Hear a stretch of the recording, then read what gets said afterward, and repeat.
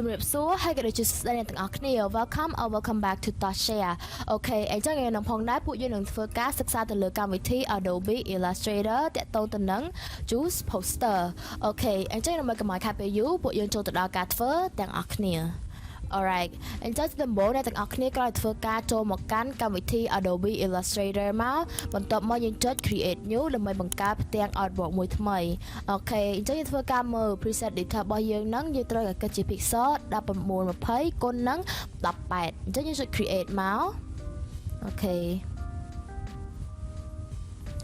ដល់ពេលដែលអ្នកទាំងអស់គ្នាទទួលបានផ្ទាំង artboard រួចមកហើយអ្នកទាំងអស់គ្នាគ្រាន់តែធ្វើការបង្កើតនៅ background ដោយប្រើប្រាស់ rectangular tool បែបនេះរួចហើយយើងចុច gradient អូខេ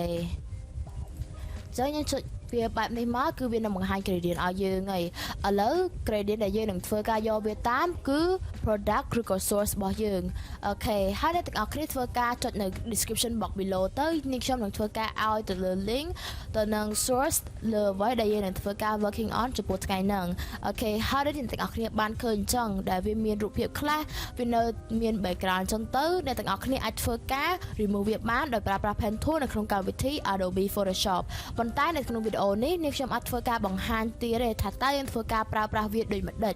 អូខេដោយសារអីធ្លាប់បានធ្វើវា in depth clearly ច្រើនដងរួចមកហើយអញ្ចឹងអ្នកទាំងអស់គ្នាចង់ដឹងឲ្យយល់ច្បាស់ជាងមុនទៀតអ្នកទាំងអស់គ្នាអាចធ្វើការមើលវីដេអូក្រោយៗនឹងបានអូខេឥឡូវដើម្បីខាត់ពេលយូរយើងគ្រាន់តែធ្វើការ select រូបភាពនឹងមកទាំងអស់មករួចយើងទាញវាចូលអូខេ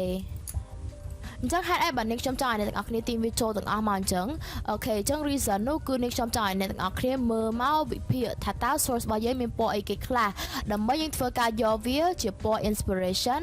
ដាក់ជាពណ៌សម្រាប់ background របស់យើងឥឡូវនេះខ្ញុំនឹងធ្វើការ select ពណ៌ពី choose របស់យើងឥឡូវ choose យើងមាន3តែយើងធ្វើការប្រើប្រាស់ពណ៌តែ2ទេតែពណ៌ដែលវារៀង close ចិត្តជាងគេគឺពណ៌ទឹកក្រូចនិងពណ៌លឿងឥឡូវនេះខ្ញុំនឹងធ្វើការ select ពណ៌ទឹកក្រូចមួយមកអូខេរួចហើយធ្វើការ select ពណ៌លឿងមួយទៀតមកអូខេរួចហើយគ្រាន់តែធ្វើការ switch ជា radial style វិញ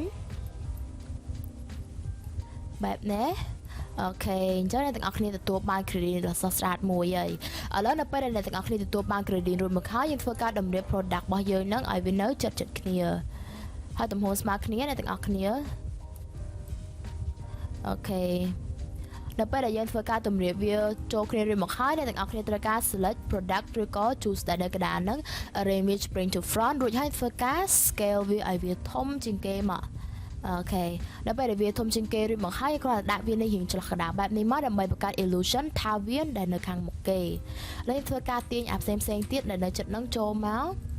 ដើម្បីកុំឲ្យសល់ space ក្នុងនឹងច្រើនពេកឲ្យមើលមកចេញមកដូច seamless natural ហ្មងអូខេរួចហើយធ្វើការ select វាដើម្បី control G គ្រប់វាអូខេដល់ពេលដែលយើងធ្វើការគ្រប់វារួចមកហើយអ្នកទាំងអស់គ្នាអាចធ្វើការបន្ថែម fruit បន្ថែមពីលើទៀតក៏បានដែរអូខេឥឡូវយើងធ្វើការដាក់ផ្លែឈើរបស់យើងមកអូខេអញ្ចឹងចំពោះស្វានេះខ្ញុំចង់ធ្វើការ rotate វាហើយព្រមវាតិចមកអូខេយើងធ្វើការចុច shift ណាទាំងអស់គ្នាបើយកចុច shift ទេគឺវាដូចបំបញ្ញមិនអញ្ចឹងគឺថាខូចត្រង់ទ្រាយអស់ហើយឥឡូវធ្វើការចុច shift ដើម្បីទាញព្រមវាអូខេ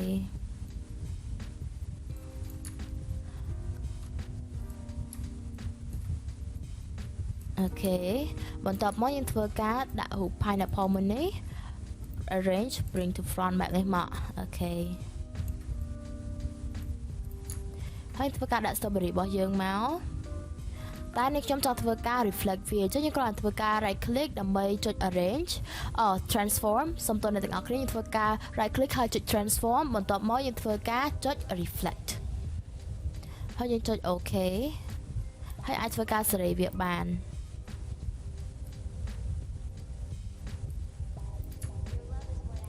រួចហើយធ្វើការដាក់ strawberry នេះពីខាងលើមួយទៀតមកអូខេបន្ទាប់មកយើងធ្វើការ select វាទាំងអស់ដើម្បីគ្រប់វាមកអូខេខ្ញុំចង់ធ្វើការ select strawberry នេះចូលក្នុងតិចអូខេប៉ុណ្ណេះបានហើយចាំយើងធ្វើការ select វា ហើយ Control G ដើម្បីគ្រប់វាមកហើយធ្វើការដាក់វាចូលទៅក្នុងផ្ទាំង artboard របស់យើងបែបនេះមកអូខេឃើញទេអ្នកទាំងអស់គ្នាប៉ុណ្ណេះគឺរួចហើយចំពោះ main product របស់យើងអីដែលយើងនៅសល់ទៀតគឺនៅតែ text ហើយ logo ឯងគឺអញ្ចឹងគឺថាការប្រើប្រាស់ឬក៏ការធ្វើ poster មួយនេះ banner មួយនេះហាគឺពិតជាងាយស្រួលខ្លាំងមែនតើអូខេរួចហើយយើងធ្វើការបង្កើតនៅ ruler មួយដែលយើងប្រើប្រាស់នៅ rectangle tool បែបនេះមកហើយទាញវាបែបនេះមកអូខេហើយធ្វើការទាញ cam corner វានេះឲ្យវាមូល alright អញ្ចឹងចំពោះពណ៌ gradient យើងធ្វើការបដូរមកប្រើប្រាស់ពណ៌ gradient ដូចរបស់ logo របស់យើងវិញអូខេ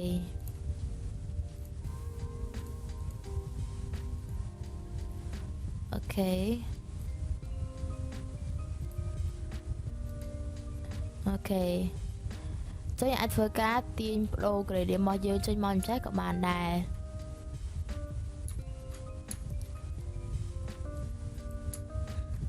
បើអ្នកទាំងអស់គ្នាមើលទៅវាអត់សូវ visible ទេយើងអាច select other part of color របស់យើងនឹងបានកន្លែងណាដែលមើលទៅរៀងដិតជាងអញ្ចឹងក៏បានដែរអ្នកឃើញទេអូខេចឹងយើងអាចធ្វើការ select style gradient របស់យើងមកអូខេបន្ទាប់មកនេះខ្ញុំនឹងធ្វើការដាក់ stroke ឲ្យវាជាពណ៌សយើងដាក់ពី3 point បែបនេះមកដើម្បីវាដូចទៅនឹង logo របស់យើងអូខេអញ្ចឹងយើងអាចធ្វើការព្រមវារៀងទូចបែបនេះមកឬហើយចាំយើងធ្វើការ working on ទៅលើ text របស់យើងឥឡូវចំពោះ text ហ្នឹងនេះខ្ញុំនឹងធ្វើការគ្រាន់តែធ្វើការ copy and paste ដាក់ចូលមកដោយសារនេះខ្ញុំបានធ្វើវារួចមកហើយប៉ុន្តែនេះខ្ញុំចង់បង្ហាញអ្នកទាំងអស់គ្នាថា style របស់យើងនេះយើងធ្វើបែបម៉េចឥឡូវយើងគ្រាន់តែធ្វើការសរសេរអក្សរមួយទុកមកអូខេយើងបដូរ font ចំពោះ font នេះខ្ញុំនឹងធ្វើការប្រើប្រាស់ font Melia D3 មួយនេះអូខេឥឡូវឧទាហរណ៍នេះខ្ញុំសរសេរពាក្យថាផ្លែចោះអូខេអញ្ចឹងចំពោះ fill color របស់យើងហ្នឹងយើងធ្វើការប្រើប្រាស់ពណ៌បៃតងចាស់នៃ logo របស់យើងអញ្ចឹងណាអូខេអញ្ចឹងយើងធ្វើការប្រើប្រាស់ eyedropper tool បែបនេះមក select ពណ៌ចាស់ជាងគេហ្នឹង alright បន្ទាប់មកអូខេអ្នកទាំងអស់គ្នាគ្រាន់តែធ្វើការទាញវាចេញដោយយើងធ្វើការចុច alt មករួចទាញវាចេញបែបនេះដើម្បី duplicate វាអូខេបែបនេះមកគឺទាញបានចង់ទាញថែមទៀតមិនមកក៏បានដែរអូខេគេចឹងខ្ញុំបានច្រើននេះគ្រាន់តែធ្វើការចុច alt មកគឺទាញងាយស្រួលខ្លាំងមែនតើមិនបាច់ចាំប្រើ shortcut U អីទេឥឡូវចំពោះយើងធ្វើការប្រើប្រាស់មួយនឹងមកអូខេអញ្ចឹងយើងធ្វើការថែមបើក font stroke ឲ្យវាមកដូចយើងដាក់2 point stroke យើងបដូរ corner វាឲ្យវាជិញមូលអូខេរួចហើយធ្វើការ arrange ពាក្យរបស់យើងនឹង bring to front ហើយធ្វើការ place វាចំគ្នាចឹងមកអូខេហើយធ្វើការគ្រប់វាឥឡូវពាក្យមួយទៀតដែលយើងបាន copy ហ្នឹងយើងដាក់ពណ៌ stroke ដែរប៉ុន្តែដាក់ពណ៌បែបរៀងកម្ៅវិញណាអូខេទៅដល់អានឹងថានេះខ្ញុំយកធ្វើអីអត់ of course បើអ្នកទាំងអស់គ្នាទាយដឹងគឺថាយើងប្រើប្រាស់វាមកដាក់ shadow បែបនេះចុះវាឃើញ post ស្អាតល្អមែនតើយើងធ្វើការ select វាដើម្បី control G គ្រប់វាមកគឺរួចស្រេចហើយអូខេអញ្ចឹងនេះខ្ញុំនឹងធ្វើការ give time ឲ្យអ្នកទាំងអស់គ្នាធ្វើការសរសេរ text របស់យើងហ្នឹងអូខេចឹងនេះខ្ញុំគ្រាន់តែធ្វើការ control C និង control V ដើម្បី copy ហើយ paste វាចេញមកអញ្ចឹងអូខេហើយធ្វើការ align វាសិនមក select វានឹងគ្នា align alright អញ្ចឹងជាចុងក្រោយយើងគ្រាន់តែធ្វើការគូ button កំមកឥឡូវនេះអូខេចេះអាចធ្វើការទាញ corner វាឲ្យវាមូលល្អចឹងមកអូខេឬហើយចាំយើងធ្វើការសរសេរ text alright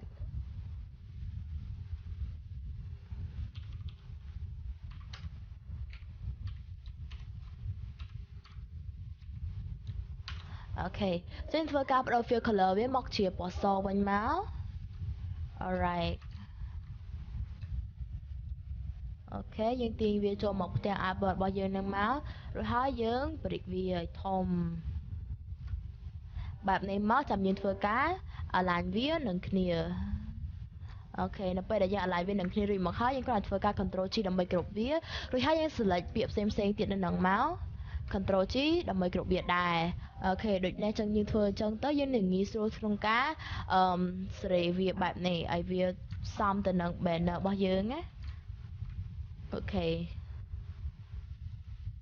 អូខេចឹងយើងធ្វើការ align វាបែបនេះមកគឺថាវានៅចំកណ្ដាលស្អាតតែម្ដងឥឡូវនៅពេលដែលយើងធ្វើការធ្វើវារឿងមកហើយអាចធ្វើការម៉ាស់អាបរបស់យើងនឹងឲ្យមើលទៅគឺថាល្អស្អាតមើលតែម្ដងយើងក៏ធ្វើការប្រើប្រាស់ rectangular tool ហ្នឹងមកទាញវាដូចទៅនឹង original size នៃផ្ទាំងអាបរបស់យើងរួចហើយយើងធ្វើការ select វាដោយប្រើប្រាស់នៅ shortcut មួយដើម្បីបង្កើតនៅ clipping mask គឺ control បូកនឹងលេខ7អូខេអញ្ចឹងរួចមកអ្នកទាំងអស់គ្នាគ្រាន់តែធ្វើការចុច file export as ជាស្រេចហើយអ្នកទាំងអស់គ្នាអូខេអញ្ចឹងបើអ្នកទាំងអស់គ្នាចូលចិត្តនៅវីដេអូមួយនេះអ្នកទាំងអស់គ្នាអាចធ្វើការចុច like subscribe និងសញ្ញាកណ្ដឹងដើម្បីទទួលបាននូវវីដេអូថ្មីៗទៀតនៅពេលបន្តទៀតបាយបាយ